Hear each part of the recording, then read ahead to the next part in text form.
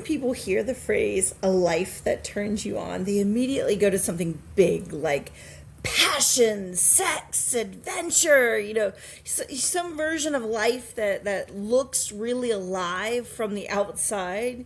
Like when people are looking and they're liking all your photos.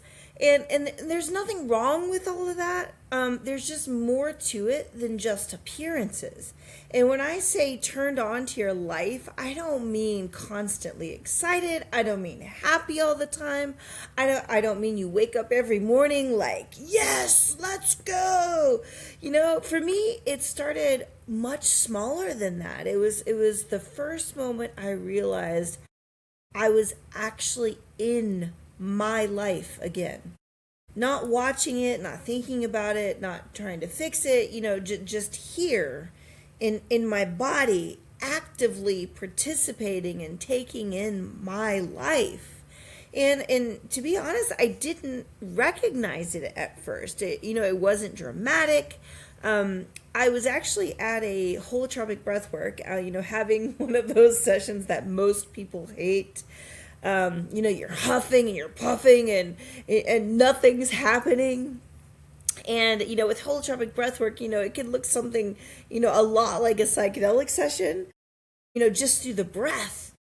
But I wasn't having one of those, off in the cosmos, getting some galactic download moments. I was fully in my body. I was fully in the room with everyone else. Only they were having experiences and I was still lying on my mat. As that was happening, I started to cry, because, I desperately wanted to heal from my traumas. And then I asked myself, one of those life-changing questions. They always tell us, there's always something happening.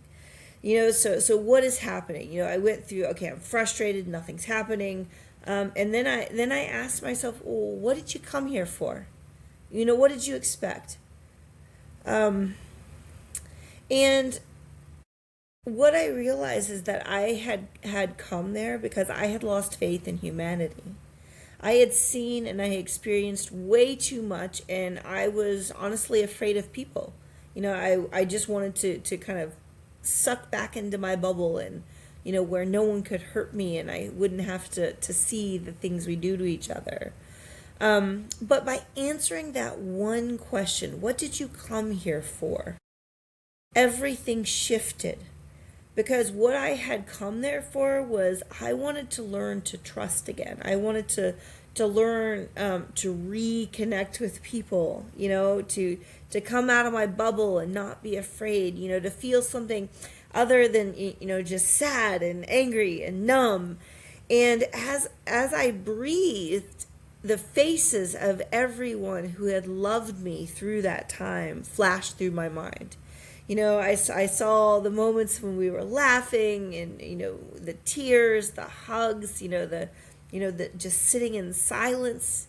And after that, I just laid on my mat. I just wrapped myself in my warm, fuzzy blanket and I just enjoyed the music and the rhythm of my breath just coming in and out of my lungs. And, I was fully in my body.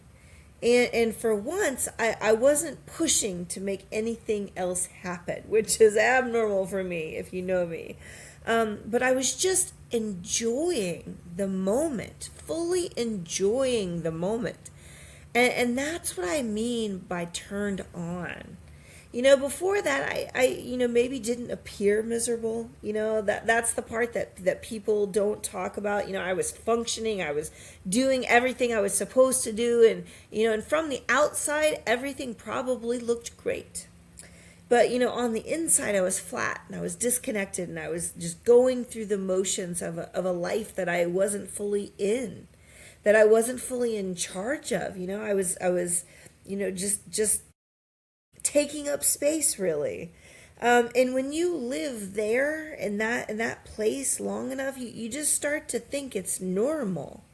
So when I say a life that turns you on, I am not talking about intensity.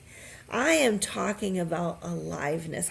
I'm talking about experience in life with all of your senses. You know, the sights, the sounds, the smells, the tastes, the textures. You know, and that is the difference between thinking about your life and worrying about your life and actually feeling your life. You know, it's the difference between just checking the boxes and going through the motions and really being present for what you're doing. You know, it's the difference between, you know, being in your head all day and noticing what's actually happening in your body. And you know, and for me, that didn't come from changing everything. It just came from paying attention, you know, to what felt off, to what felt numb, to where I was disconnected. And instead of pushing through it, or trying to fix it, you know, I just started to stay with it, you know, just a little longer than I used to it. And I tried to not try to escape it or to numb it, you know, but just to sit with it, to feel it. And that's when things really started to shift. Not all at once, you know, not perfectly by any stretch of the imagination, but just enough that I could really feel it, you know, so I could be present for my life. So when you hear turned on to your life, and part of you thinks, you know, I don't even know what that would feel like anymore. You know, I'm with you. You're not alone. That was totally me. And that's where a lot of people start. You know, that's where I started. And the work isn't to force yourself into something bigger or more intense. It's to start noticing what's already here, and where you're not fully in it. And that's where the aliveness starts to come back. And if you're noticing that you're not really in your life, the next question becomes, why is that happening? Because it's not random. And that's what I'm going to talk about in the next video.